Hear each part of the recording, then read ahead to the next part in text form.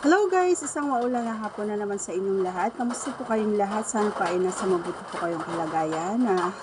Ako nga po pala si Baby Hunter 16 at kung ikaw ay bago pa lamang po sa ating channel, maaari na lamang po akong humingi ng favor na pakisubscribe ang ating channel and tap the tiny notification bell para ma-update po tayo pag meron tayong mga new upload videos. Okay? And mega love shout out po sa lahat ng mga patuloy na sumusuporta po ng ating channel. I-share ko lang ang isang bagay, no, mga idol. At alam ko naman na lahat tayo ay na-experience ito, no, sa ating buhay. Kadalasan, or hindi lang kadalasan, halos lahat tayo ay nagawa ito sa ating mga minamahal ng mga idol bago kasi natin naramdaman yung sinasabi nating init, kumbaga, ay ito muna yung ginagawa natin, no, sa kadahilan ng takot, hindi handa,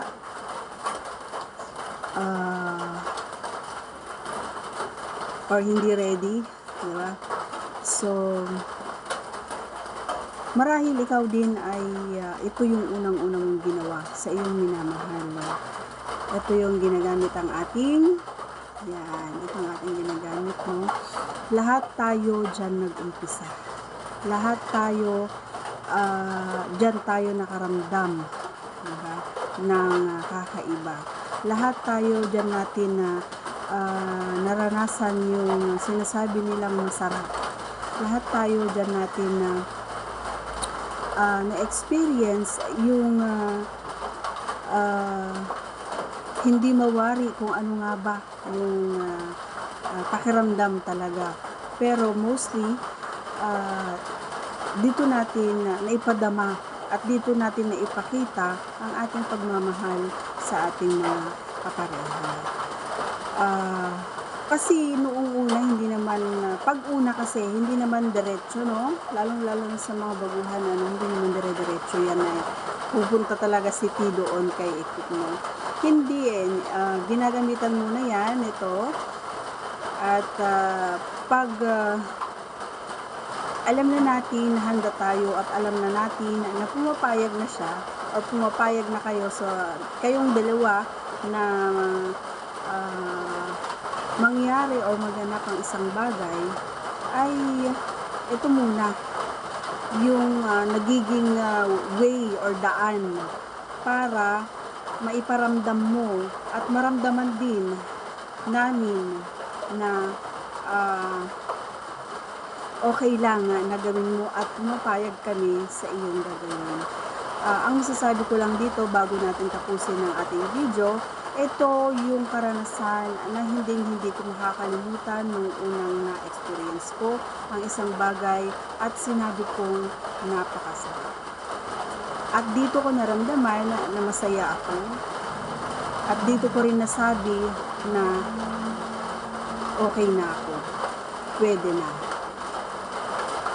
At talaga naman na dito na ipadama sa aking kapareha kung gaano ako kasaya.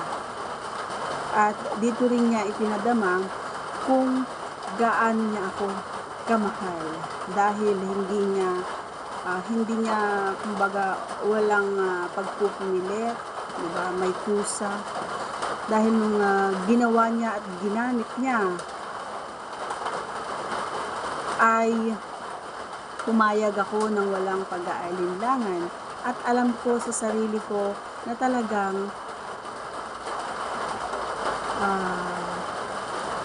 masarap talaga siya. Aminin mo, idol.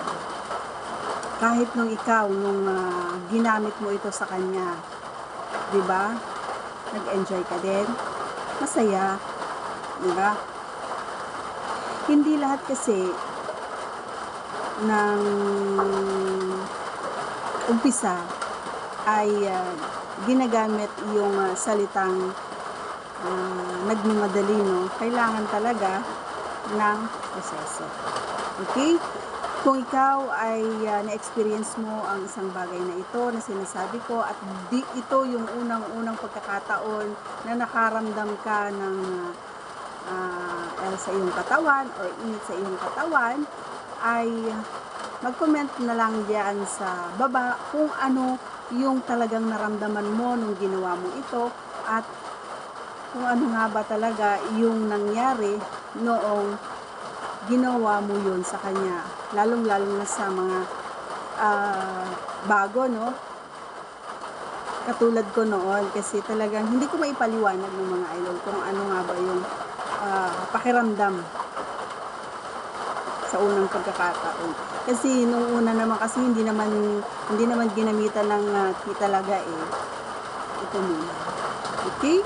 So, sana sa aking na-share ngayong araw ay maaaring makapag-share ka din dyan sa comment section at maaari mo rin ikwento yung unang pagkakataon nang ikaw ay nakadama ng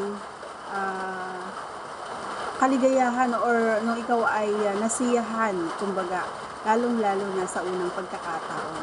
Maraming salamat sa mga patuloy na sumusuporta pa din ng ating channel. And kung gusto mo mapanood yung mga videos natin na talagang pang open-minded, ay pa-member ka lang, idol. And kunin ko na rin ang pagkakataon na ito na paki-follow ang ating bagong Facebook page. Ayan. At ilalagay ko na lang yung link sa baba. Or pwede nyong i-search, ayan, ang BIBI-TV, BBTV. Ayan. So, actually, pansamantala pa lang yan, name ng ating Facebook page kasi hindi pa ako nakakapag-isip ng ipapalit ko talaga.